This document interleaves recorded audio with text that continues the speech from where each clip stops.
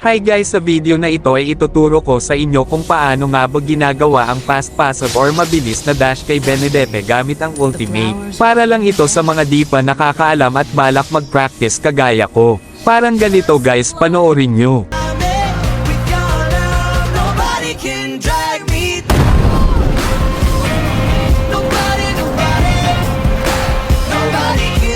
Ang kailangan lang ay dapat ipapatama mo sa mga minions dahil natitrigger ang passive ni Benedete kapag may tinatamaan ito. Kapag ganun ang ginawa mo, makakagawa ka ng 3 hanggang 4 na dash. Pwede rin gawin sa mga jungle tulad ng orange buff kagaya nito. Pwede rin sa mga heroes guys at ginagawa yan pang burst sa kalaban, basta practice lang paano ang tamang combo gamit ang ultimate ni Benedete. Yun lang guys, sana nagustuhan nyo ang walang kwentang tutorial ko. Again, para lang ito sa mga magbabalak gumamit kay Benedete kagaya ko.